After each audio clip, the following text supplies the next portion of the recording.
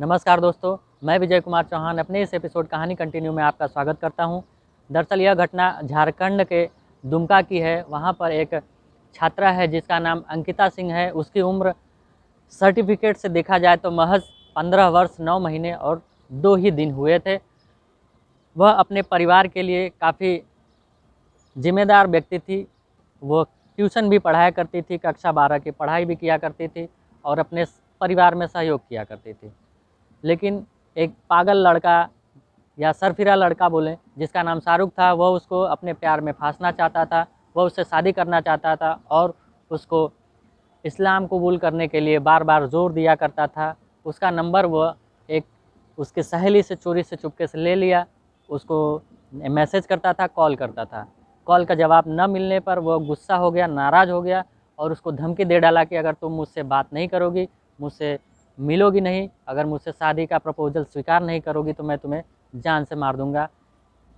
ठीक उसने वैसा ही किया।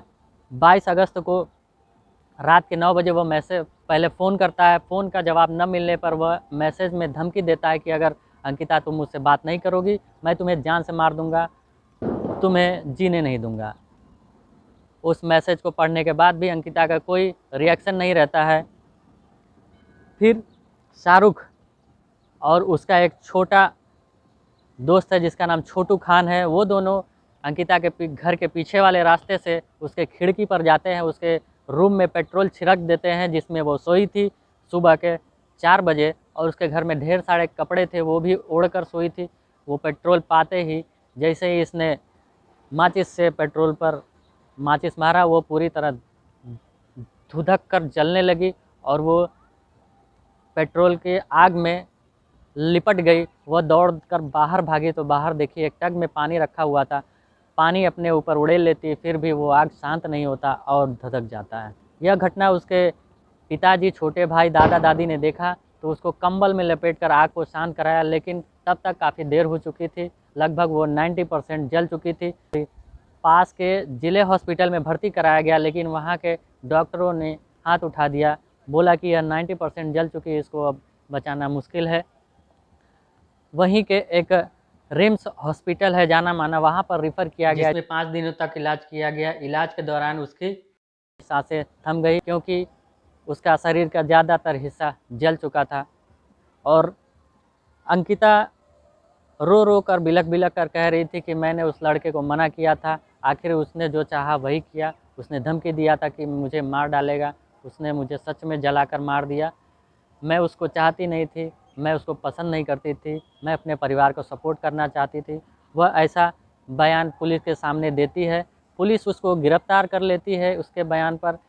फिर भी उस लड़के को ज़रा भी शर्मिंदा नहीं था, ज़रा भी अफ़सोस नहीं था कि उसने अंकिता को जान से मार दिया या उसके ऊपर मौत का या मर्डर का केस लगा हुआ। वो ऐसे ही दाँत निकाल कर हँस रहा था, जिस तरह उसने खिड़की में पेट्रोल डालते समय हँस रहा था।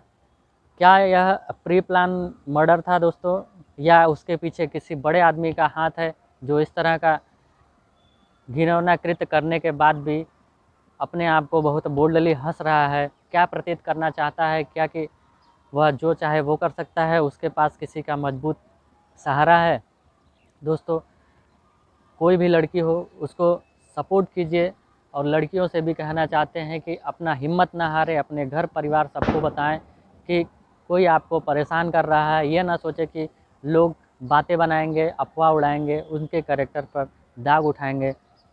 आप अपने घर वालों से सपोर्ट लें, उनको कन्विंस करें कि उसके जीवन में कड़वाहट कोई घोल रहा है।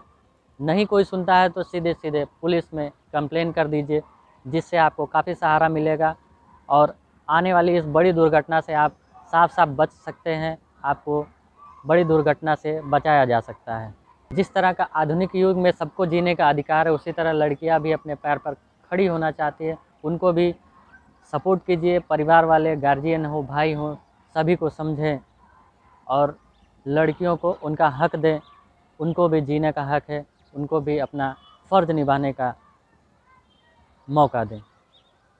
इतनी बड़ी वारदात होने के बाद पूरा झारखंड प्रदेश सदमे में चल रहा है और उस व्यक्ति को सज़ा देना चाहता है जिसका नाम शाहरुख है। लेकिन पुलिस महकमे के आला अधिकारियों ने यह भरोसा दिलाया है कि उस शाहरुख को जल्दी से जल्दी फास्ट ट्रैक केस के तहत सज़ा दिलाई जाएगी। इस फास्ट ट्रैक केस की सुनवाई की जाएगी और अंकिता को न्याय दिलाया जाएगा।